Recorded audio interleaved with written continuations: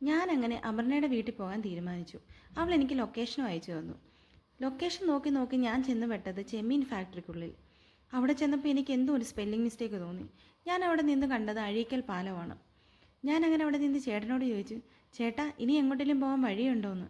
അപ്പോഴേക്കും അയാൾ എന്നോട് പറയുക, ഇനി 2 വീലർ പോകത്തില്ല, വേണമെങ്കിൽ വള്ളത്തിൽ പോകാമെന്ന്. അത് കേട്ടതും ഞെട്ടിത്തരിച്ചു പോയി ഞാൻ. പിന്നെ ഒരുവിധം തപ്പിത്തടഞ്ഞ് ഞാൻ അവരുടെ വീട്ടിലെത്തി. എത്തിയപ്പോഴേക്കും വിശന്ന് കുടല് കരഞ്ഞിട്ടുണ്ടായിരുന്നു. അവൾ നല്ല അടിപൊളി ബിരിയാണി വാങ്ങി വെച്ചിട്ടുണ്ടായിരുന്നു. അതും ബീഫും ചിക്കനും കൂടെ രണ്ടും കൂടെ മിക്സ് ചെയ്ത് ഞങ്ങൾ കഴിച്ചു. അതുകൂടാതെ സ്പ്രൈറ്റ്, കോക്കനട്ടിൻ്റെ ഐസ്ക്രീം, പിന്നെ ഒരു മാംഗോ ഷേക്കും അവൾ പ്രിപ്പയർ ചെയ്ത് തന്നു. എല്ലാം കഴിച്ചു. വിശന്നിട്ടായിരിക്കാം, ഒടുക്കത്തെ ടേസ്റ്റായിരുന്നു എല്ലാത്തിനും. അങ്ങനെ ഞങ്ങൾ ഫുഡൊക്കെ കഴിച്ചിട്ട് ഉറക്കമൊക്കെ കഴിഞ്ഞെഴുന്നേറ്റ് നൈറ്റിലേക്കുള്ള പരിപാടി തുടങ്ങി. അപ്പം ഞാൻ പറഞ്ഞിട്ടുണ്ടായിരുന്നു, നമുക്കിനി പുറത്തുനിന്ന് ഫുഡൊന്നും വാങ്ങിക്കണ്ട, നമുക്ക് തന്നെ ഉണ്ടാക്കി കഴിക്കാമെന്ന്.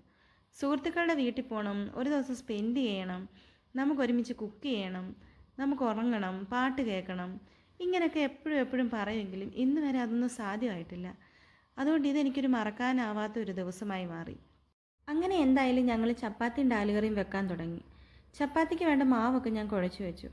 അവൾ പിന്നെ ഡാലുകറിക്ക് വേണ്ട പച്ചക്കറി അരിയുക. അതിൽ കുറച്ച് സവാളയും തക്കാളിയും പച്ചമുളകും എല്ലാം കണ്ടും തുണ്ടും വെട്ടി അരിഞ്ഞിട്ടു. എന്തായാലും ഇത് വെന്ത് വരുമ്പോൾ നന്നായി ഉടയും. അപ്പോൾ പിന്നെ വലിയ ഭംഗിക്കൊന്നും അരിയണ്ടെന്നായി. കുറച്ച് മഞ്ഞളിടാൻ പറഞ്ഞപ്പോൾ അത്തു പറഞ്ഞു അവൾ ഇട്ടോളാമെന്ന്. കാരണം അവൾ കട്ടിപ്പണി മാത്രമേ ചെയ്യത്തുള്ളൂ.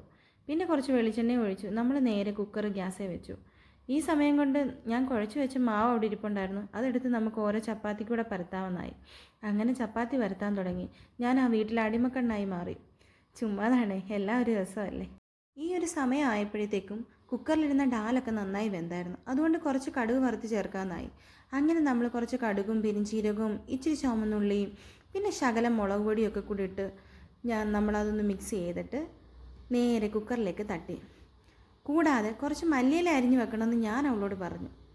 അവൾക്ക് എപ്പോഴും ഇച്ചിരി അനുസരണ കൂടുതലായതുകൊണ്ട് മല്ലിയില ഒരു തോരനുള്ള അത്രയും അരിഞ്ഞു വെച്ചിട്ടുണ്ടായിരുന്നു. പിന്നെ അത് നമ്മൾ വേസ്റ്റ് ആകണ്ടെന്ന് ഓർത്തിട്ട് അത് മൊത്തം ഡാലുകറിയിലിട്ട് ആ കറി കുളവാക്കി. പിന്നെ ഉണ്ടാക്കി പോയില്ലേ, കഴിച്ചല്ലേ പറ്റൂ. അതുകൊണ്ട് ഞങ്ങളിതെല്ലാം ആസ്വദിച്ച് തന്നെ കഴിച്ചു.